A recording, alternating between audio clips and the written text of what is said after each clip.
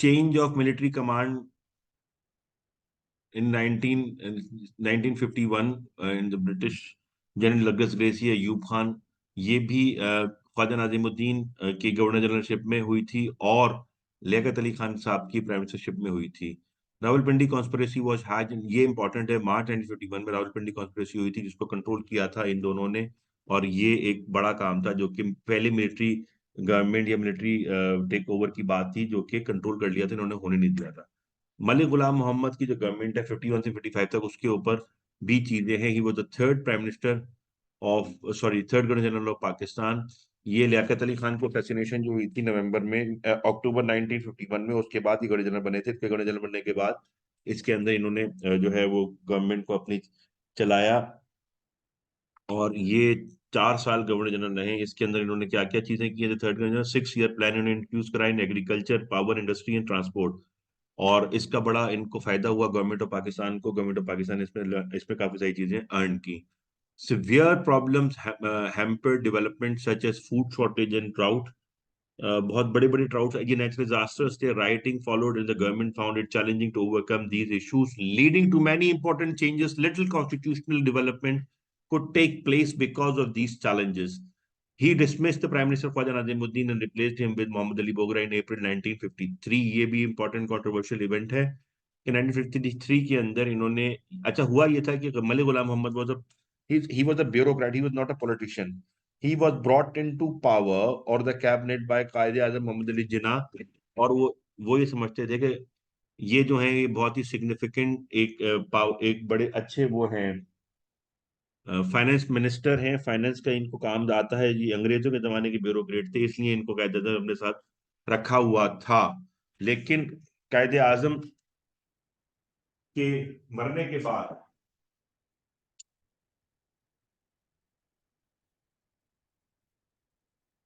कायदे आजम के मरने के बाद इन्होंने जो है अपनी पावर को बड़ा एक्सटेंड करना शुरू किया और कायदे आजम की चीजों को भी पीछे छोड़ दिया। और कायदे आजम की टीचिंग्स पे नहीं चले, इन्होंने अपने हाथ में पावर लेनी शुरू कर दी, जिसकी वजह से बहुत सारे प्रॉब्लम्स क्रिएट हुए थे। He dissolve the whole constituent assembly. Constituent assembly का मतलब ये था नेशनल असेंबली जिसको आप कहते हैं आज। कॉन्स्टिट्यूएंट असेंबली उसको इस तरह से कहते थे क्योंकि उसका उस असेंबली का काम था कि वो पूरी की पूरी कॉन्स्टिट्यूशन डेवलप करे। This is what is known as constituent assembly. और 1954 में अक्टूबर में उन्होंने पूरी की पूरी हटा दी और अपने कैबिनेट ऑफ टैलेंट के साथ उन्होंने उसको रिप्लेस कर दिया। उन्होंने कहा कि टैलेंटेड लोगों की जरूरत है और हमें इनकी जरूरत नहीं है, इनको निकालो, खत्म करो यहाँ से। और उसके अंदर बहुत सारे नॉन पॉलिटिकल लोगों को इसमें एंटर किया, जिसके अंदर अयूब खान भी फर्स्ट टाइम इसमें आ गया था। और Ayub Khan became the defence minister during that time in this event. He resigned in 1955 due to ill health paralysis. इनको पैरालिसिस हो गया था 1955 में इनको। He was kind of forced to resign. He could not attend office at the time. Iskandar Mirza 1955 till 1956, ये 1 साल का इनका गवर्नर जनरल का पीरियड है और उसके बाद 2 साल का 56 से 58 तक इनका प्रेसिडेंट का टाइम पीरियड है। तो कैसे ये से कह सकते हैं Iskander Mirza ruled the country for 3 years, became acting governor general in 55। he introduced one unit plan policy in 55। One unit plan policy आपको मैं बता देता हूँ वन यूनिट प्लान पॉलिसी क्या है। वन यूनिट प्लान पॉलिसी ये थी कि इन पाकिस्तान के सिर्फ 2 प्रोविंसेस होंगे, east Pakistan and west Pakistan.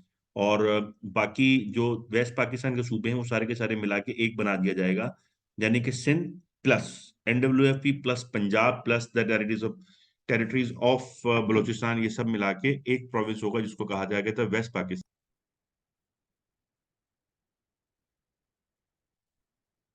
Now I am going to the constitutional crisis of 1955, 54, 55. Constitutional crisis of 54, 55. क्या हुआ था? The founder of the country of the first governor general of Pakistan, कायदे आजम, died after 11 months, 13 months of the Pakistan, जिसकी वजह से हमें ये issue हुआ कि जी अब हम मुल्क कैसे चलाएंगे और हमारी कॉन्स्टिट्यूशन क्या होगी। ये एक बहुत बड़ा क्राइसिस पैदा हो गया और वो हम इसको रिजॉल्व नहीं कर सके। The second most important leader of the freedom movement Liaquat Ali Khan 51 में इंतकाल कर गए। तो फिर हमारे पास गाइडेंस का इशू हुआ कि दो जो बड़े लीडर थे जिन्होंने पाकिस्तान बनाया वो दोनों के दोनों अलग हो गए। The country was facing difficulty in political scene to create unity and hard work efficiently. There were many early problems which had not been solved, such as finances, water crisis, refugees. तो कॉन्स्टिट्यूशन पे कौन तवज्जो देंगे? There were many early problem which had not been resolved, such as finances, water, sea also. There was a lack of political stability due to the constantly changing government, and policies were constantly changed by the newcomers. होता ये था कि 2-2 महीने, 4-4 महीने, 1-1 साल, 2-2 साल के लिए गवर्नमेंट्स आ रही थी और जा रही थी। तो जो भी आता था वो अपने हिसाब से गवर्नमेंट चलाता था और उसका नुकसान होता था। Political government of Khwaja Nazimuddin was sacked in 53। Malik Ghulam Mohammad ने पॉलिटिकल गवर्नमेंट चलनी नहीं दी और उनको निकाल दिया वहां से अचानक। The new prime minister Mohammad Ali Bogra was also a retired bureaucrat and lacked political experience.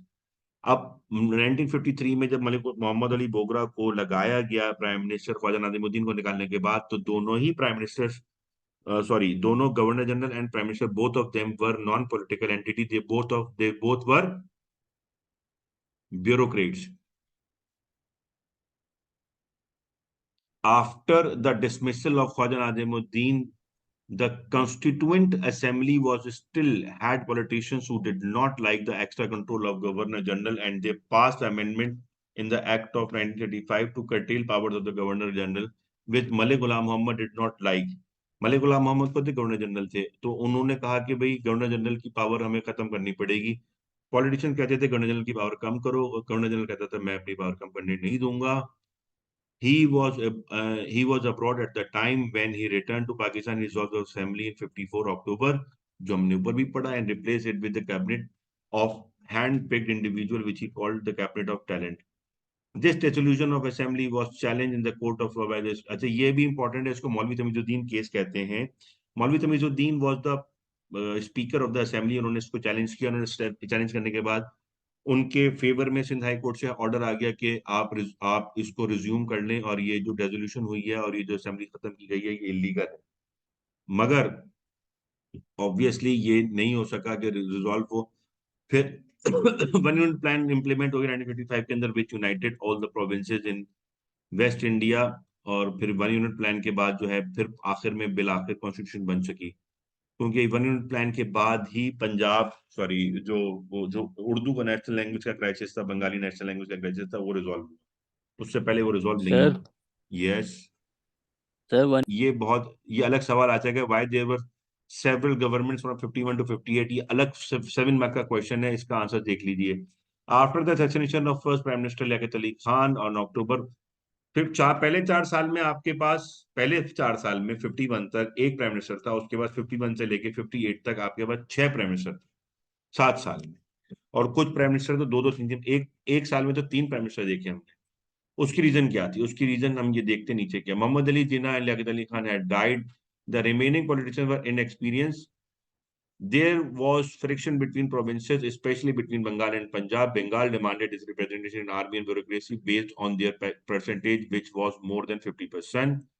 Bengal was demanding Bengali to be declared as the national language of Pakistan, जिसकी ऐसे झगड़े हुए जा रहे थे। In 1954, there was a severe drought causing food shortage in a large part of Pakistan. There was some discontent among the people who were suffering hardship, leading to the riots. East Pakistan had faced severe floods causing food shortage in 55। तो इस वजह से क्या नाम है, continuously 751 से लेकर 58 तक कई सारे प्राइम मिनिस्टर और गवर्नमेंट चेंज हुई है।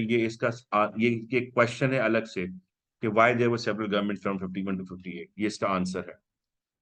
Constitution of 1956, constitution of 1956, constitution of 1970, 62 and 1973, ये तीनों कॉन्स्टिट्यूशन ये अलग अलग भी यहाँ पे दी हुई हैं, लेकिन इन तीनों के कॉन्स्टिट्यूशंस का एक बहुत अच्छा सा कंपैरेटिव चार्ट यहाँ पे ऑलरेडी मैं दे चुका हूँ। तो हम उसको पढ़ेंगे तो वो सारी के सारी चीजें कवर हो जाएंगी, उसको अलग से हमें पढ़ने की जरूरत नहीं है। वो मैं यहाँ पे आपको प्रीव्यू दिखा देता हूँ, और वो तीनों कॉन्स्टिट्यूशन में कवर हो जाएंगे। 1973 कॉन्स्टिट्यूशन तो अलग से अभी इन्होंने पिछले दफा में पूछ ली है। 73 के कॉन्स्टिट्यूशन के बारे में पिछले ही ये जो नवंबर 2023 का जो नवंबर का पेपर है उसके अंदर सिर्फ कॉन्स्टिट्यूशन 1973 का आया है। ये तीनों कॉन्स्टिट्यूशन का कंपैरिजन आप देख लीजिए, क्योंकि तीनों कॉन्स्टिट्यूशन के ऊपर अलग अलग सवाल भी आ जाते हैं, और मिला के भी सवाल आ चुका है एक दफा कि हाउ सक्सेसफुल हो पाकिस्तान इन क्रिएटिंग और इम्प्लीमेंटिंग मुस्लिम और इस्लामी इस्लामी प्रोविजंस इन पाकिस्तान। इन तीनों का कंपैरिजन देख लीजिए यहाँ पे, ताकि एक दफा में कवर हो जाए। Name of the country was Islamic Republic of Pakistan. 62 में इस्लामिक हटा दिया था, रिपब्लिक ऑफ पाकिस्तान था। 73 में इस्लामिक रिपब्लिक पाकिस्तान वापस आ गया था। 56 में यूनिकैमरल थे। यूनिकैमरल का मतलब क्या होता है? जिसमें एक हाउस हो, ओनली ओनली नेशनल असेंबली। 62 में ओनली नेशनल असेंबली यूनिकैमरल। 73 के अंदर इट बिकेम बायकैमरल, यानी कि सेनेट और national assembly. Parliamentary form of government था, प्रेसिडेंशियल फॉर्म ऑफ गवर्नमेंट था, पार्लियामेंट्री फॉर्म ऑफ गवर्नमेंट था। ये दोनों में फर्क होता है। पार्लियामेंट्री फॉर्म ऑफ गवर्नमेंट होता है जिसमें जिसमें पार्लियामेंट जो है वो अपना हाउस का रिप्रेजेंटेटिव चुनती है। प्रेसिडेंशियल फॉर्म के अंदर नेशनल असेंबली की कोई ज्यादा बढ़त नहीं होती, प्रेसिडेंट के हाथ में सारी पावर होती है। पार्लियामेंट्री फॉर्म यहाँ पे दोबारा वापस आ गई। पॉइंट नंबर 4, तीनों में फर्क क्या है? Only two provinces under one unit plan, east Pakistan and west Pakistan. 1962 के अंदर भी ओनली टू प्रोविंसेस। 73 के अंदर four provinces, end of one unit plan and the separation of Bengal. Bangladesh अलग हो चुका था। Balochistan and WFP, Punjab and Sindh became the new provinces. One unit plan खत्म हो चुका था। 656 की कॉन्स्टिट्यूशन में Urdu and Bengali were the national language. 62 में Urdu and Bengali were the national language. 73 में only Urdu became the national language of Pakistan. इसके अंदर 56 कॉन्स्टिट्यूशन में no mention of Islam as official religion of Pakistan, ये मेंशन नहीं था। 62 में भी मेंशन नहीं था Islam is the official religion of Pakistan. 73 की कॉन्स्टिट्यूशन में लिखा था Islam was made the official religion of Pakistan. Minimum age of president थी 40, इधर मिनिमम एज ऑफ प्रेसिडेंट 35, इनमें मिनिमम एज ऑफ प्रेसिडेंट 45। 35 बीच में, 40, 35 एंड 45। ऑब्जेक्टिव रेजोल्यूशन तीनों ही में एक ही जैसा स्टेटस था, तीनों का पार्ट थी पॉजिटिव। ये पॉइंट आपको याद करने की जरूरत नहीं है, इतना डिटेल में नहीं आता, लेकिन याद कर लें तो अच्छी बात है। 273 आर्टिकल, 250 आर्टिकल, 280 आर्टिकल्स, ये है कि रिटन इन नेचर थी। ये एक पॉइंट है जिसमें एक कॉन्स्टिट्यूशन जो कि अनरिटन है, तो इस वजह से ये बताया जाता है कि ये रिटन है। इंग्लैंड की कॉन्स्टिट्यूशन अनरिटन है दुनिया में। Direct form of election, indirect form of election, direct form of election. Direct form of election का मतलब है कि पब्लिक में जाएंगे, इलेक्शन होगा, पब्लिक में अलग अलग कैंडिडेट्स होंगे। 62 में क्या हुआ था? प्राइम मिनिस्टर प्रेसिडेंट कैसे बना था यूब खान? 62 में यूब खान प्रेसिडेंट बना था by only one and one one thing, and that was कि जी बेसिक डेमोक्रेसीज की जो उसने इलेक्शंस करवाए थे उसके थ्रू उसने कहा कि जी मैं प्रेसिडेंट अब बन चुका हूं, अब मैं ही प्रेसिडेंट हूं। तो बेसिक डेमोक्रेसीज के थ्रू इलेक्शंस हुए थे, डायरेक्ट इलेक्शंस नहीं हुए। President had the power to dissolve the national assembly, president had the power to dissolve the, यहाँ पे prime minister had the power to dissolve the national assembly. ये तीनों में फर्क है। गवर्नर्स और अपॉइंट बाय द प्रेसिडेंट, ये तीनों में एक जैसी बात है, गवर्नर प्रेसिडेंट से अपॉइंट होते हैं। Governors can dissolve the provincial assembly, governors can dissolve the provincial assembly. इन तीनों के अंदर गवर्नर प्रोविंशियल असेंबली तोड़ सकता है, लेकिन पहले दो के अंदर प्रेसिडेंट के कहने पे, दूसरे तीसरे के अंदर वो थ्रू प्राइम मिनिस्टर होता है। All the laws passed by the parliament and needed to be approved by the president. If there is a conflict, then finally the president can dissolve the assembly. अगर वो नहीं मानते तो president के पास ये power है कि वो असेंबली को डिसॉल्व कर दे। ये वही है, all laws pass by the parliament needed to be approve by the president. फिर वही चीज है, all laws pass parliament needed to be, however president does not sign the bill, it automatically become. 1973 में president के पास ये power नहीं है कि वो किसी कानून को रोक के कह दे कि ये मैं नहीं बनाता। बस ये फर्क है। ये तीनों कॉन्स्टिट्यूशन का आपके सामने एक अच्छा सा एक पूरा कंपैरेटिव हो गया, तीनों कॉन्स्टिट्यूशन कवर हो गई है इसके अंदर। जी। ये declaration of martial law in 1958 by Sikandar Mirza, this is again the same that why martial law was declared in 1970 1958।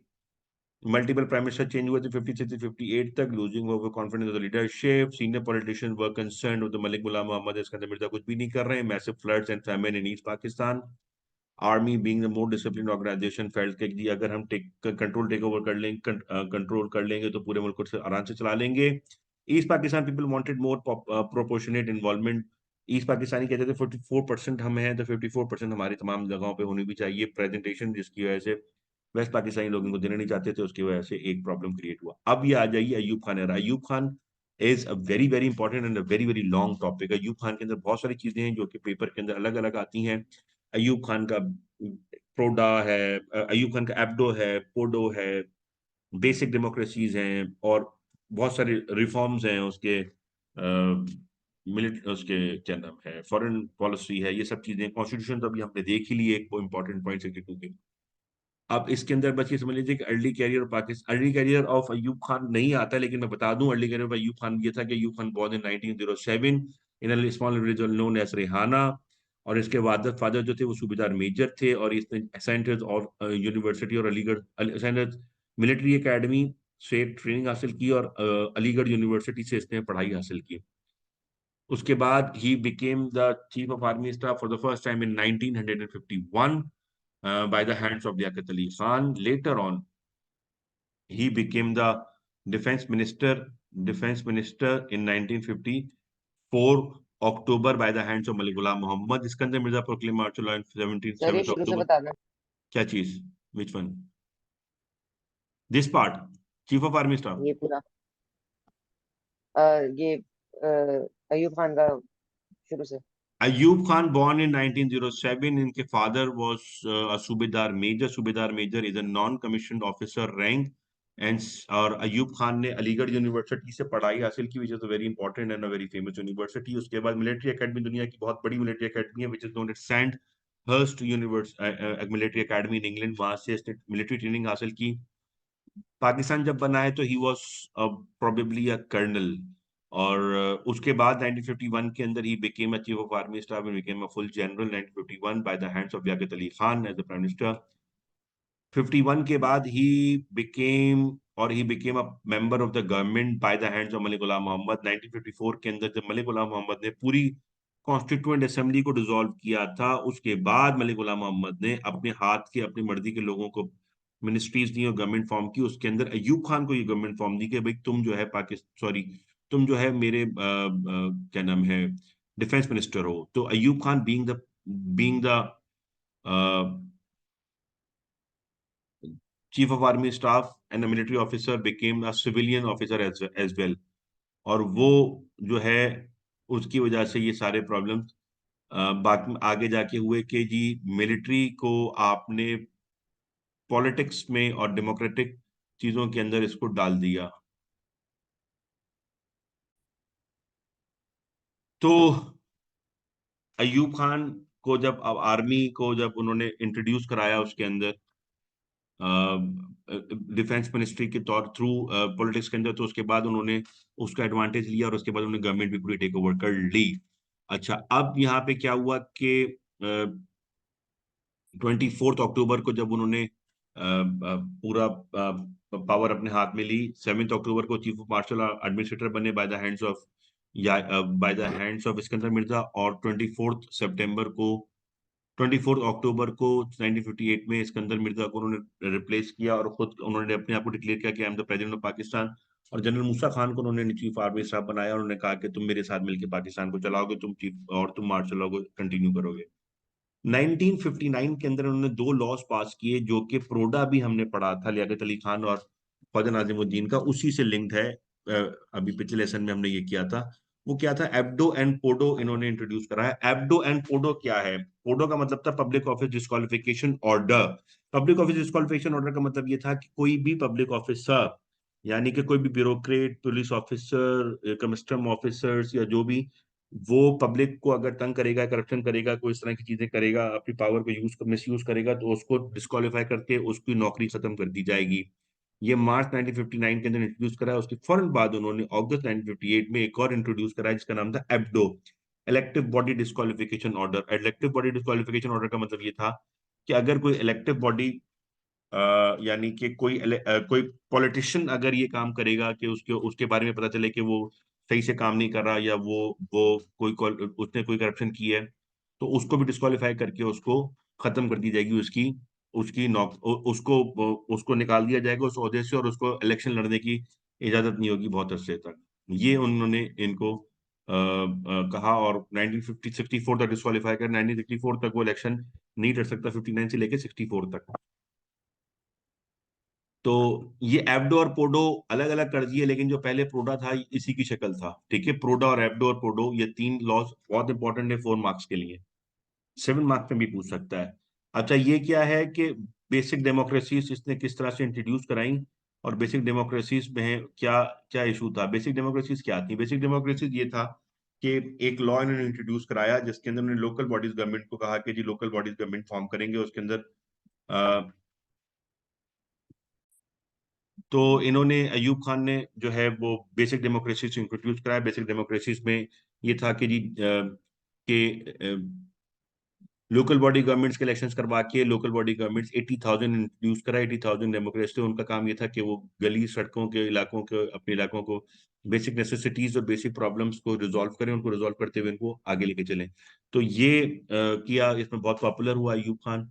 और इसमें जीतने के बाद जैसे ही ये लोग जीत कर आए 1960 के अंदर बेसिक डेमोक्रेसीज, तो इन्होंने ये लॉ पास हुआ था 59 में, लेकिन ये जीते जो थे वो 1960 के इलेक्शन में जीते। और इसके बाद अयूब खान ने इन 80,000 जो बेसिक डेमोक्रेट्स थे इनसे एक रेफरेंडम कराया कि तुम लोग बताओ कि तुम लोग अयूब खान को प्रेसिडेंट देखना चाहते हो कि नहीं। और इसके अंदर क्या हुआ कि अयूब खान को लोगों ने कहा कि हम आपको प्रेसिडेंट देखना चाहते हैं, क्योंकि उसमें जो सवाल किया गया था अयूब खान की तरफ से वो ये किया गया था कि अगर आप अयूब खान ने बेसिक डेमोक्रेसीज फिर इंट्रोड्यूस कराई, बेसिक डेमोक्रेसीज के थ्रू वो प्रेसिडेंट बन गया। अच्छा, सवाल ये पूछा था बेसिक डेमोक्रेट से कि आप समझते हैं कि अयूब खान ने जो भी एज ए प्रेसिडेंट ये काम किए हैं वो काम अच्छे हैं और उनका फायदा है कि नहीं। तो ऑब्वियसली मेजोरिटी लोगों ने कहा कि वो काम अच्छे हैं, जिसकी वजह से वो गवर्नर प्रेसिडेंट बन गए फॉर द नेक्स्ट 5 ईयर। अब ये prolonging his rule in constitution 1962, ये एक इंपॉर्टेंट पॉइंट है कि जिसके अंदर जो है वो ये इन्होंने अपने रूल को आगे बढ़ाया। इन्होंने कॉन्स्टिट्यूशन कैसे बनाई, उसका प्रोसेस है कि उन्होंने बहुत सारे 28,000 क्वेश्चन लोगों में डिस्ट्रीब्यूट कराए। 565 इंट्रोड्यूस कराए लोगों से कि आपको किस तरह की कॉन्स्टिट्यूशन चाहिए। लोगों ने बहुत अच्छी सजेशन दी थी, लेकिन उन्होंने सारी सजेशंस को नल एंड वाइट किया और अपनी अपनी मर्जी की कॉन्स्टिट्यूशन बनाई। और वो कॉन्स्टिट्यूशन 1962 थी। 1962 की constitution it is considered as one of the very authoritative and very firm constitution, जिसके अंदर सिर्फ और सिर्फ प्रेसिडेंट के पास सारी पावर्स थी। और वो कॉन्स्टिट्यूशन के कुछ पॉइंट यहाँ भी लिखे हुए हैं, लेकिन ये पॉइंट मैंने आपको अभी वैसे भी वैसे ही बता दिए थे। जो मैंने कंपैरिजन बताया है कि वो एग्जैक्टली वही चीजें इसके अंदर भी कवर्ड हो रही हैं, तो कोई इसमें कोई नई चीज नहीं, अलग से नहीं है, वही चीज है। क्लियर है। एग्रीकल्चर रिफॉर्म्स अयूब खान की बहुत इंपॉर्टेंट है। एग्रीकल्चर रिफॉर्म के अंदर एक चीज थी high yielding varieties. High yielding varieties का मतलब ये था कि उसी एरिया से मतलब 1 एकड़ जमीन से अगर पहले 5 लेट से 50 मन गंदुम होती है, तो HYV के बाद उसी एरिया से उसी सीजन में एक सीजन के अंदर 6 महीने के 50 मन गंदुम के बजाय 80-90 मन या 100 मन गंदुम होगी। यानी कि हाई यील्डिंग वैरायटी मतलब आउटपुट बहुत ज्यादा बढ़ गया था। मैकेनाइजेशन इंट्रोड्यूस कराई इन्होंने, ये सारी ग्रीन रेवोल्यूशन टेक्नोलॉजी के अंदर आता है। Mechanization obviously you can understand, harvester, threshers, tractors, ये और ट्यूबवेल्स इंट्रोड्यूस कराए जिससे तेजी से काम हो सके। केमिकल फर्टिलाइजर का मतलब ये है कि जी जो जमीन है, जमीन की जो पावर है वो लूज हो जाती है आफ्टर एवरी क्रॉप। अगर आप इसको केमिकल फर्टिलाइजर इंट्रोड्यूस कराएंगे तो केमिकल फर्टिलाइजर की वजह से बहुत तेजी से उसकी फर्टिलाइजेशन होगी और वो जमीन के अंदर पावर वापस आ जाएगी, एनर्जाइज हो जाएगी जमीन। केमिकल फर्टिलाइजर्स के अंदर 3 चीजें होती हैं, NPK, क्या नाम है, नाइट्रोजन, फास्फोरस, पोटेशियम। और उसके थ्रू वो चीजें पावर, वो जमीन वापस पावरफुल हो जाती है। ठीक है। लैंड रिफॉर्म, अच्छा ये अयूब खान की ऑलरेडी एक मेरी अलग से वीडियो बनी हुई है, मैं अलग से अपडेट अपलोड कर दूंगा थोड़ी देर के अंदर, वो भी आप देख सकते हैं। लैंड रिफॉर्म्स अयूब खान ने इंट्रोड्यूस किया। लैंड रिफॉर्म्स क्या है? लैंड रिफॉर्म्स ये है कि 1960s के अंदर इंट्रोड्यूस कराया। इसका मतलब ये था कि 500 acres of unirrigated land, sorry 500 acres of irrigated land and 1000 acres of unirrigated. Irrigated और अनइरिगेटेड लैंड का फर्क ये होता है जिसमें पानी है, जिसमें पानी नहीं है। पानी जिसमें है वो 500, जिसमें पानी नहीं है वो 1000 से ज्यादा लिमिट आप नहीं रख सकते जमीन को। और इसका रीजन ये था कि मल्टीपल जो लोग हैं, बहुत सारे बड़े बड़े जो जमींदार हैं, वो अपनी जमीन को यूटिलाइज नहीं करते। वो क्यों यूटिलाइज नहीं करते? क्योंकि वो समझते हैं कि हमें उसके पैसे की जरूरत नहीं है, क्योंकि उनका तो लेट से अगर किसी के पास 40,000 एकड़ जमीन है, 30,000 एकड़ जमीन है या 20,000 एकड़ जमीन है, तो वो 1 या 1000 एकड़ या 2,000 एकड़ की जो कमाई है, इनकम है, उसी से उसका काम चलता है। तो वो बाकी 15,000, 18,000, 20,000 जमीन पे क्यों काम करेगा? तो वो यूटिलाइजेशन नहीं होने की अच्छा नुकसान किसका होता है? गवर्नमेंट ऑफ पाकिस्तान का, पीपल ऑफ पाकिस्तान का, क्योंकि उनको क्रॉप नहीं मिलती प्रॉपरली, पूरी उनकी क्रॉप नहीं हो पाती पूरे एनम की। इसकी ऐसे इट इज इंपॉर्टेंट कि लैंड रिफॉर्म्स कराए जाएं। तो लैंड रिफॉर्म्स इंट्रोड्यूस कराए थे अयूब खान ने, तो first time in the history of Pakistan. उसके बाद लेटर ऑन ये यहाँ पे मैं कवर कर रहा हूँ, आगे भी कवर होगा, कि भुट्टो साहब ने भी इंट्रोड्यूस कराए और जिया ने भी इंट्रोड्यूस कराए land reform. Farmer tendency tenancy was introduced. इन्होंने कहा कि this system was introduce Ayub Khan to rule that the farmer working on an agricultural field will be partner with the landowner rather than the employee only। मतलब आप उसको जो profit है उसके अंदर से मार्जिन देंगे आप बराबर से उसको, ये नहीं कि जी वो बस आपकी जमीन पे काम कर रहे हैं और उसको आप कुछ भी नहीं दे रहे। फार्मर लोन्स पर गिवन बहुत सारे फार्मर्स को लोन दिए गए, लोन्स को कहा गया कि जी आप इन लोन के थ्रू एक काम करें और काफी सारी चीजें इसके अंदर उगाएं। तो और बहुत इजी इंस्टॉलमेंट पे दिया गया था। इरिगेशन स्कीम का मतलब ये है कि न्यू जगहों पे उन्होंने पानी का सप्लाई प्रोवाइड की कि पानी वहां पे जाए और नई लैंड को पानी मिले। कंस्ट्रक्शन ऑफ डैम्स की कंस्ट्रक्शन अयूब खान के बाद से नहीं हुई इतनी अच्छी से। Mangla, Rawal, Warsak and Tanda dam were constructed during the Ayub Khan era. और उसके बाद से अयूब खान के बाद से इतने सारे डैम्स कोई भी नहीं बना सका आज तक। इंडस्ट्रियल रिफॉर्म्स ये हम अभी नेक्स्ट पार्ट में करते हैं। यहाँ पे अभी हम इसको एंड कर रहे हैं और we will do this in the next part.